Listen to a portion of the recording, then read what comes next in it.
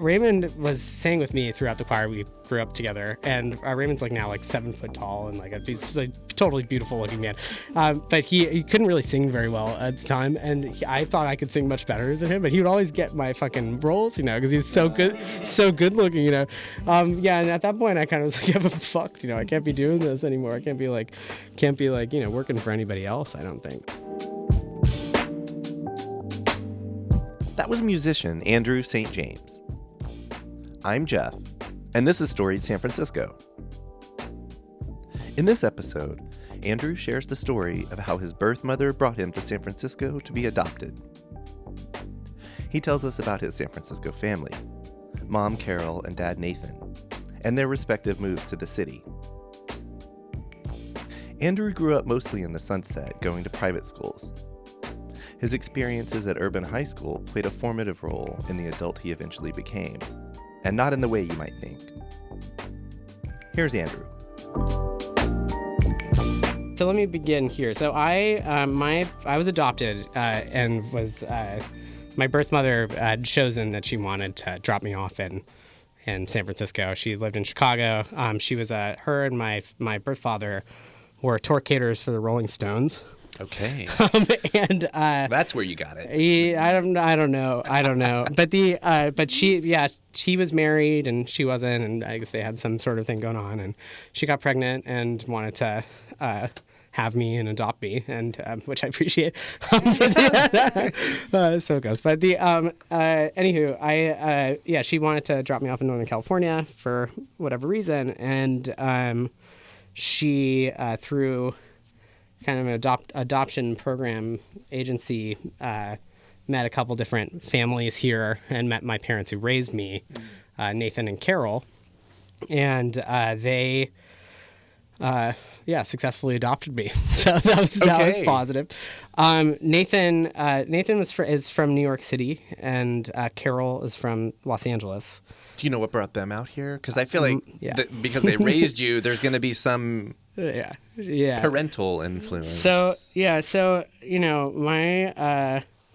my mom moved here. They're both born in 1952. So when I was growing up, they were older parents in comparison to a lot of people that I was growing up around. Right. I was worried your parents would be my age, but it's cool. It's a couple years older.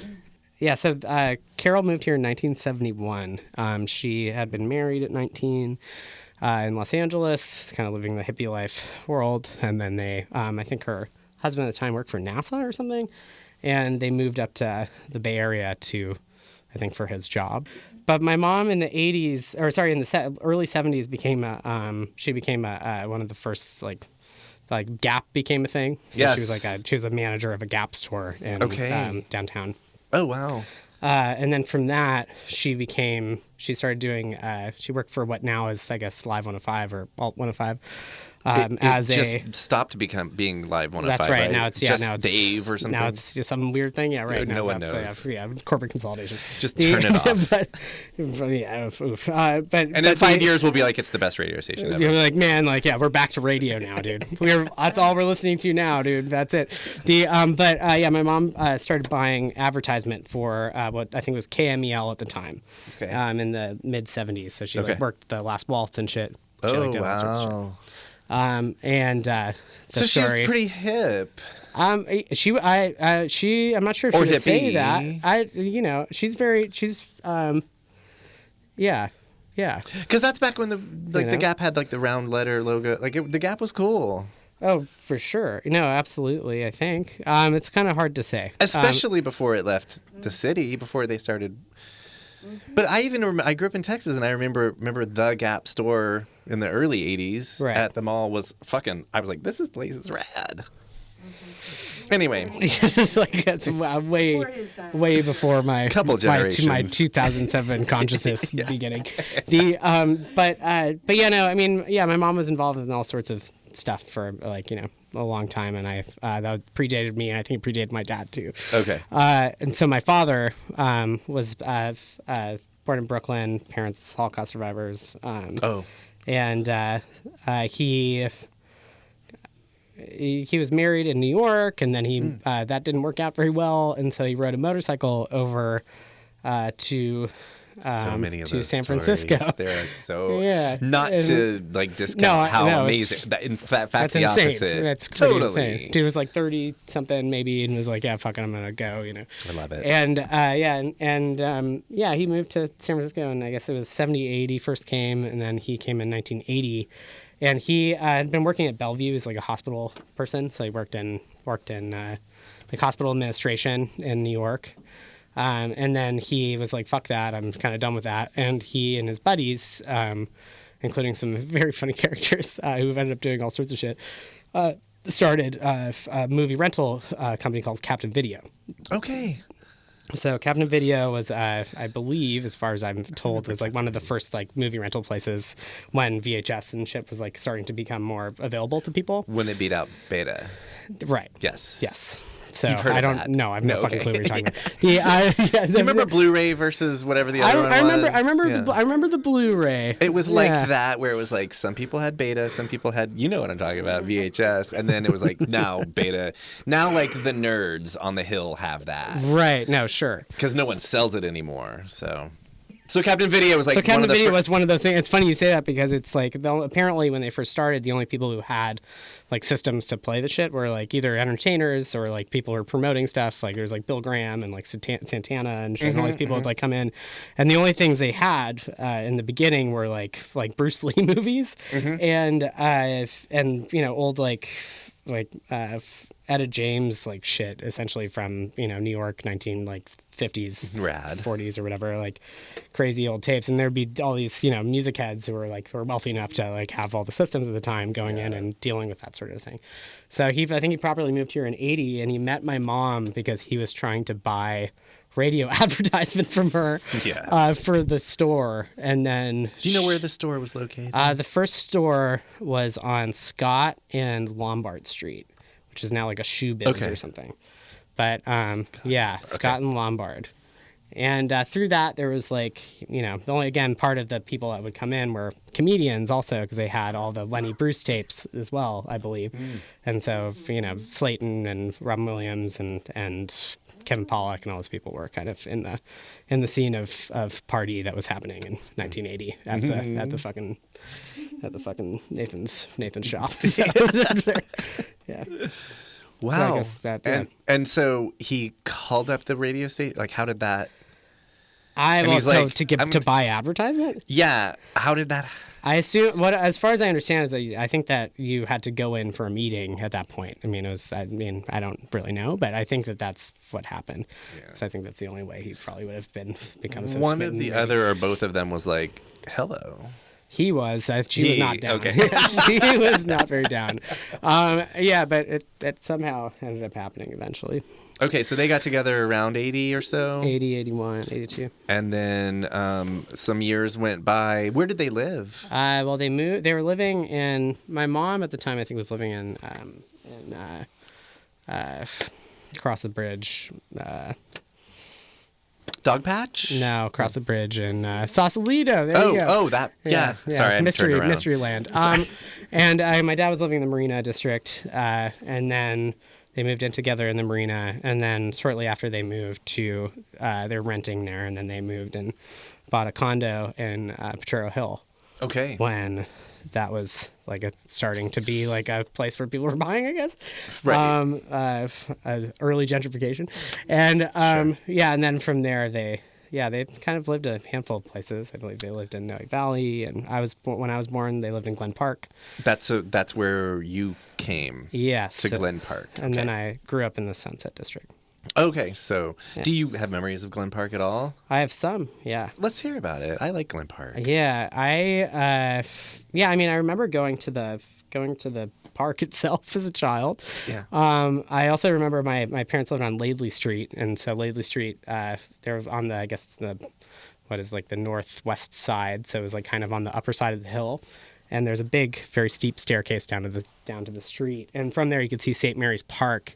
And I always remember going out there. It was a very small child, but I remember it I didn't really know what it was, but it would always be this kind of bizarre looking green thing, and I was very fixated by the view of St. Mary's Park as a child. I kind of thought, and I think as I got older, I had an uncle who lived in in Sacramento, and they like watched golf on television. I always assumed that it was like a big like magical golf field. I didn't understand what golf was, but Right. but I like it and how terrible it is. But the It's like I still don't know what it is. I still don't really understand it. But yeah, just like the very, it looked like in my infant brain, it looked like very kept grass or something. A lot of green. Yeah, which is kind of exciting. Quick anecdote, because I was on the Parks and Rec website today. We won't go into why. But I read something about a mandate several years ago that there be a park in San Francisco within 10 minutes of any residences.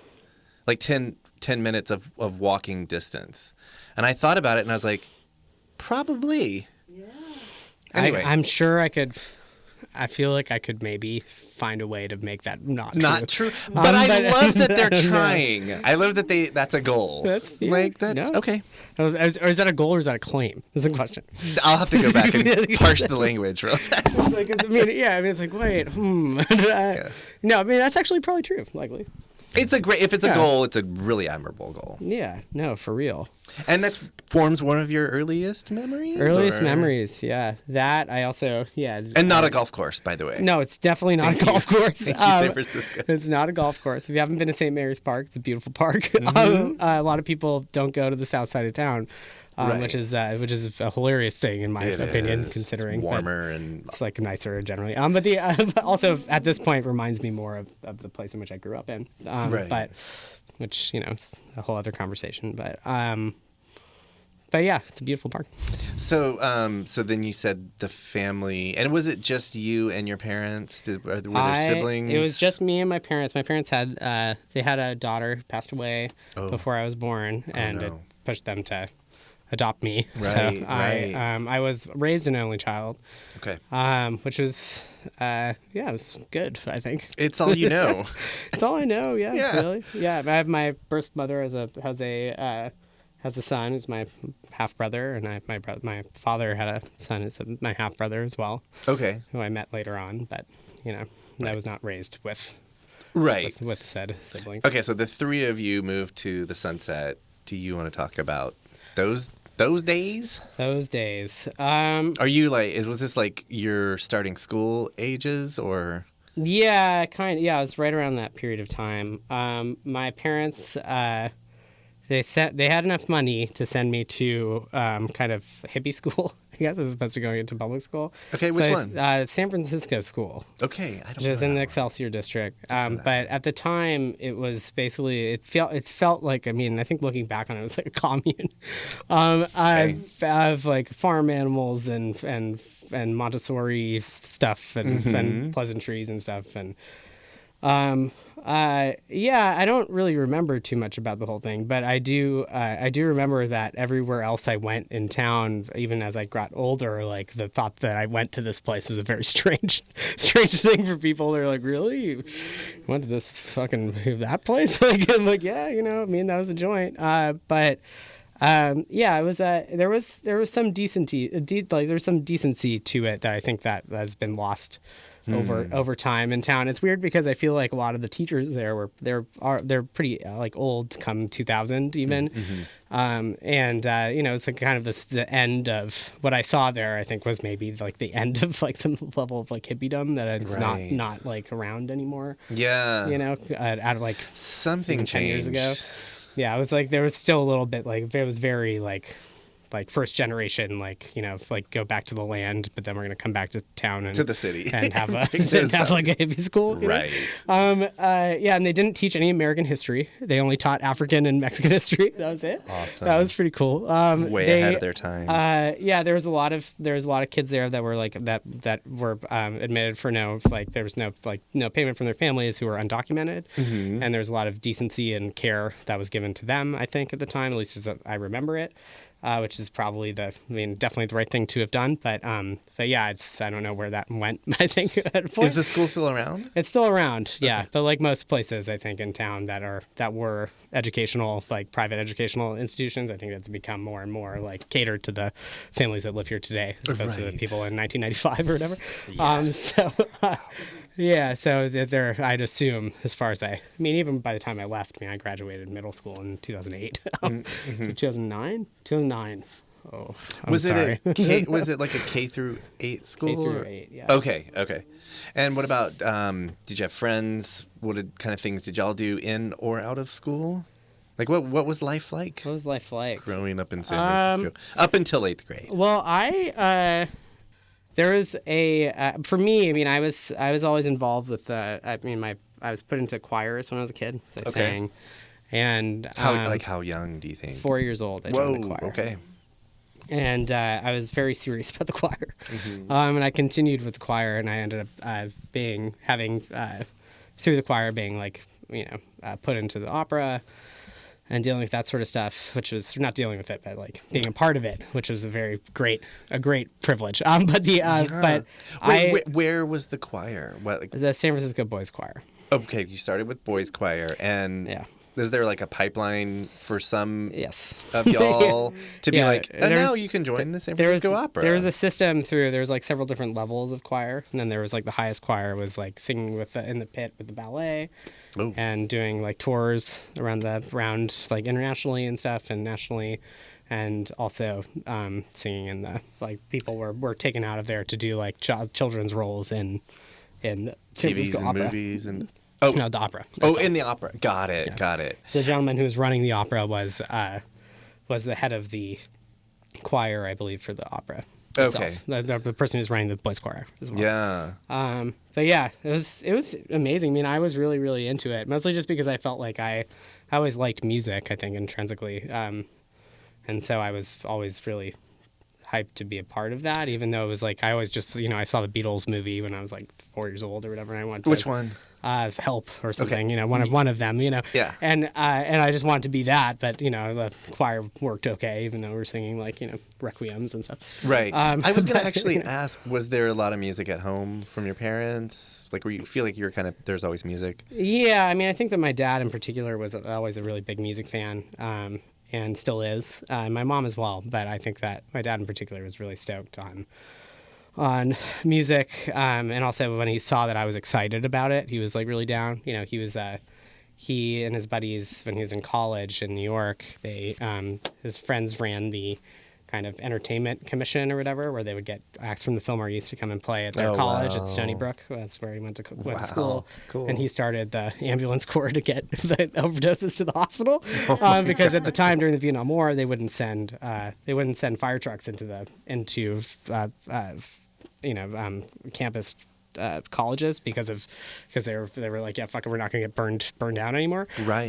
And so they started the first ambulance corps because they had like Jimi Hendrix and these people coming, and then kids would be taking dope or whatever and getting fucked up, and they needed someone to bus them to the hospital. So but my dad has this funny story about that period of time where his buddies would always get a guy Jewish kid from New Jersey to come and open for him, Bruce Springsteen. so Bruce Springsteen would like open every show, and then a couple years later they're like, fucking Bruce Springsteen really did it, dude. What the hell? It's killer. Oh my God. I want to meet your dad now. He sounds awesome.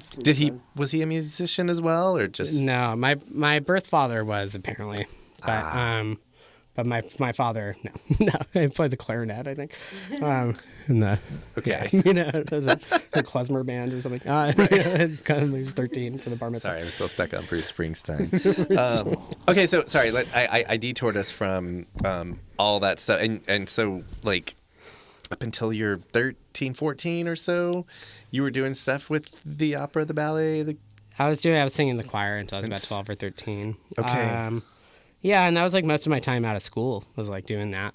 That's because it just made me feel like I had some level of purpose, Mm-hmm. And I had never really liked school very much, and I certainly didn't like the chickens and the ducks shitting everywhere at the hippie school. That really pissed me off, and I was starting to get kind of out, like it didn't feel right. I wanted to do music, and through the choir and stuff is all very rigid and restricted. Like it felt like there was a system that I could like follow to get somewhere, and I did, truly. It was funny though, because I have a friend now who's like a male model, Raymond Porter, and Raymond was sang with me throughout the choir. We grew up together, and Raymond's like now like 7 foot tall and like he's like totally beautiful looking man.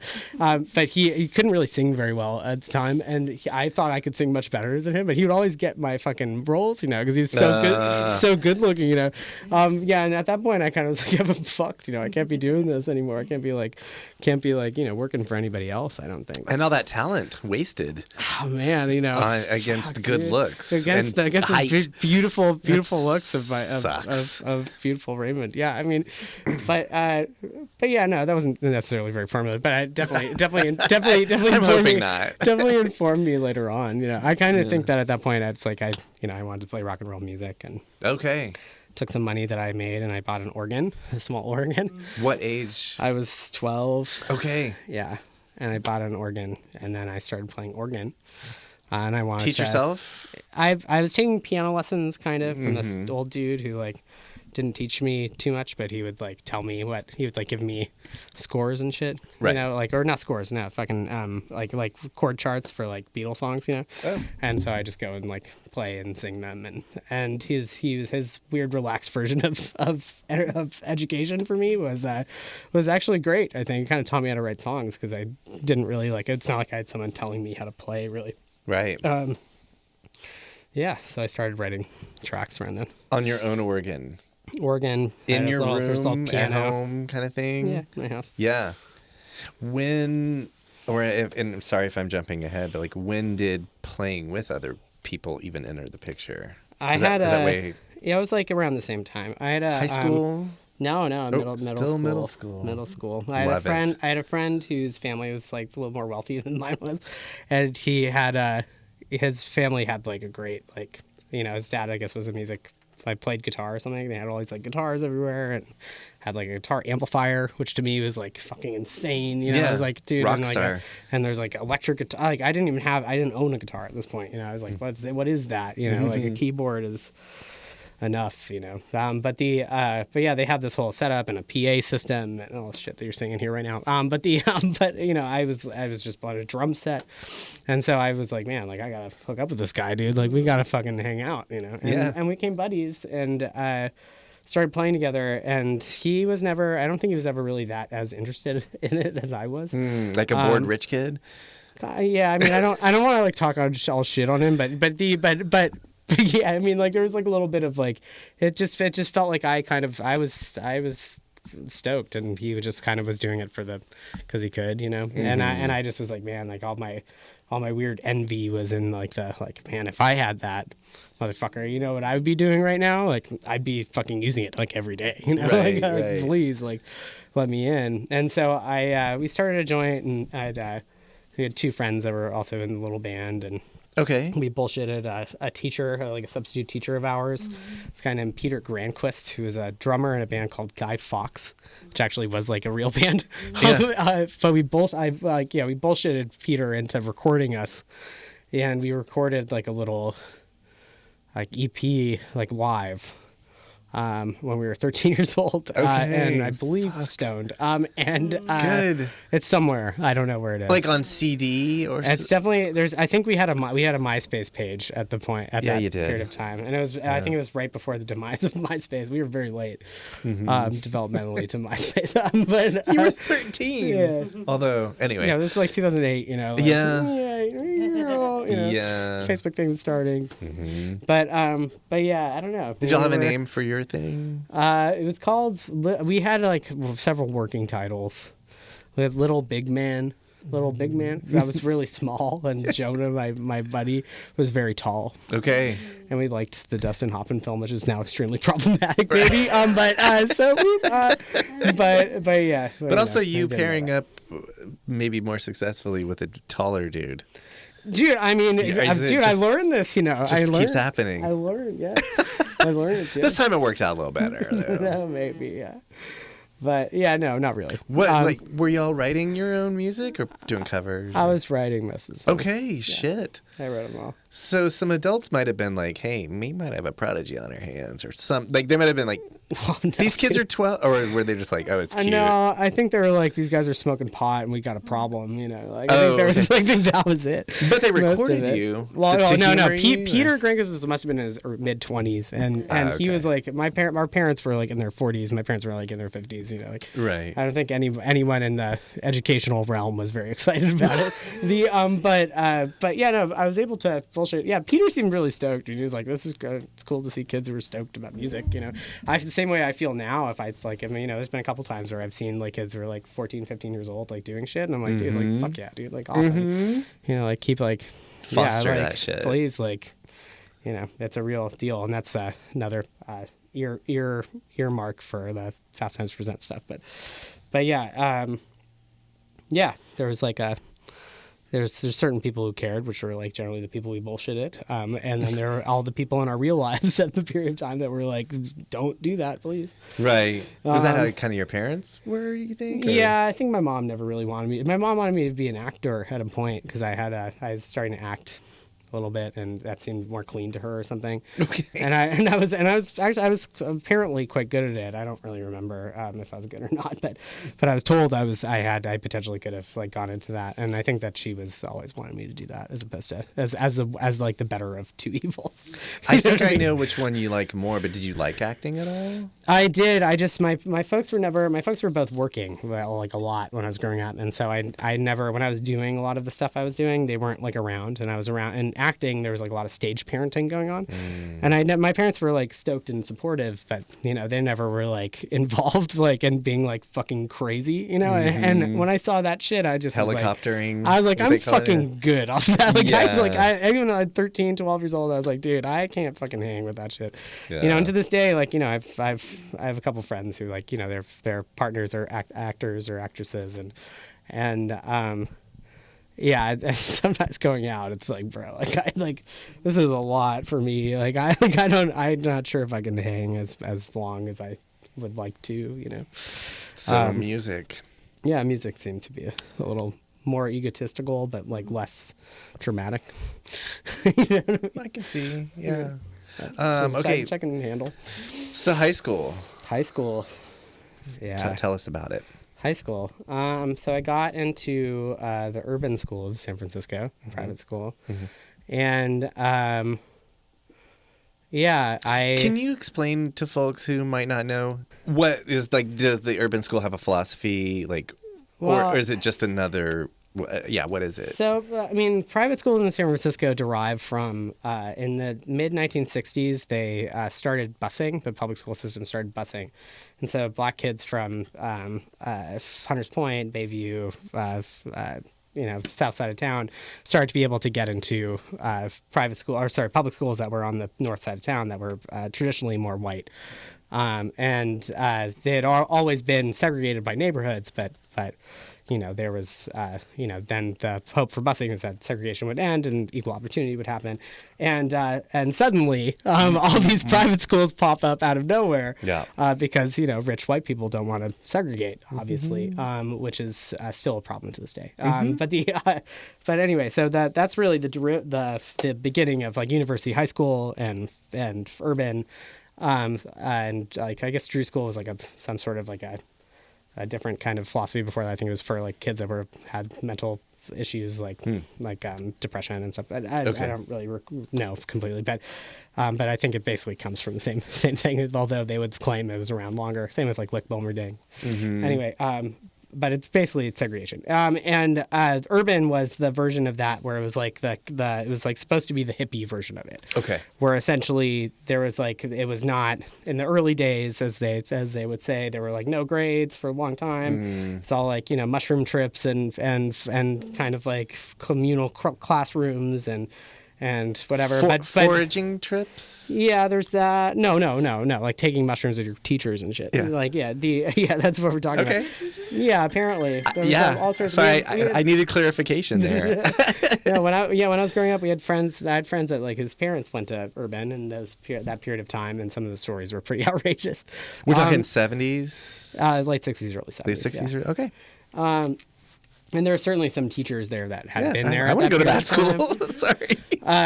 Yeah. But you know, I think that also, I mean, considering that all these people were like fairly wealthy, you know, they could like get into, you know, Princeton later, you know, because like It didn't matter. Yeah, no, whatever. Right. But by the time I got there was still like a little bit of that going on. But I think with like the Steve Jobs like world of the like big tech boom in the 80s, 90s, you know, like there had been kind of a change.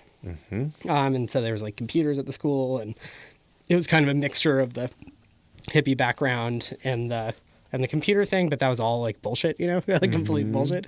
And because this is now the 2010s, right? Yeah, well, yeah. When did you start high school? 2009.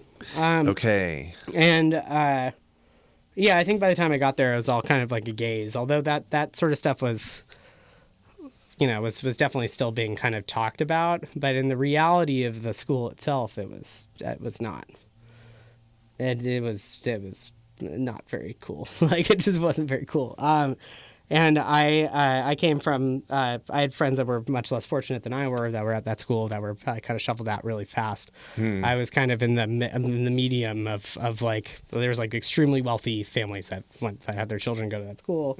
My folks could afford to have me go there at the time, but they were like, you know, they were working hard. And to my mom, it was like, if you get in the world of wealthy people, then, you know, maybe that will help you in your life in a way that like I never had, you know, networking. Sort of a thing. Yeah, exactly. Yeah, you know, yeah. Which actually it certainly has, but but she was not wrong. But at the same time, you know, the feeling kind of excluded from a lot of that was certainly a thing I felt. And, you know, I'm a white dude, you know, who's straight, you know, like I like, you know, I don't like, you know, it's not like there's certainly a lot of people at that school that were feeling that much more than I was. But yeah, the gaze of the kind of like the all the bullshit about it being some sort of, you know, progressive school was essentially kind of, you know, was only within some kind of understanding that I think was fairly limited, and more in the fact that they were just trying to get more people to kind of allow them to do what they were doing. And I kind of, you know, Maybe another goal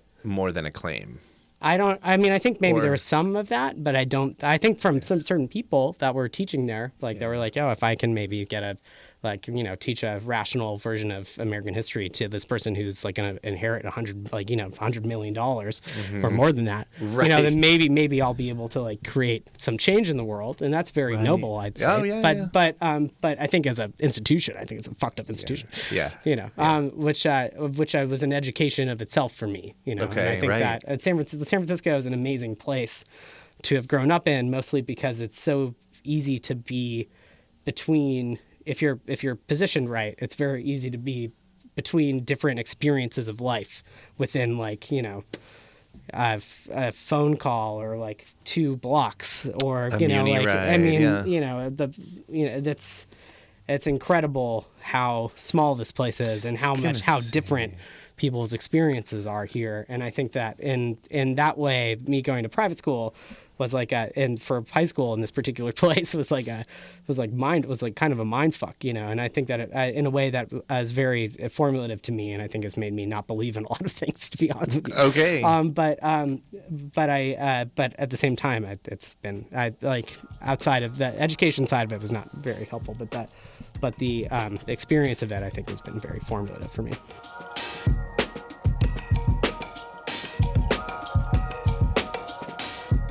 That was Andrew St. James. On the next Storied San Francisco, Andrew continues the story of his life.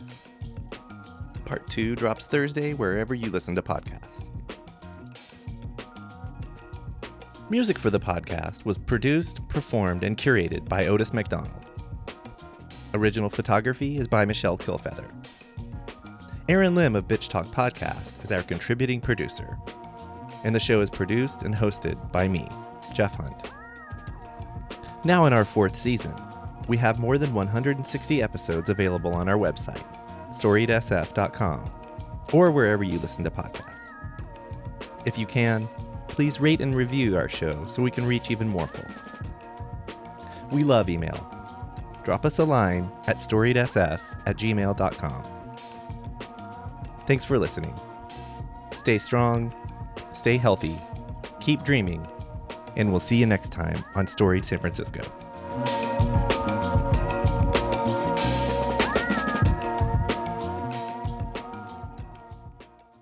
This podcast is a proud member of the BFF.FM podcast network. Learn more at podcasts.bff.fm. BFF.FM, best frequencies forever.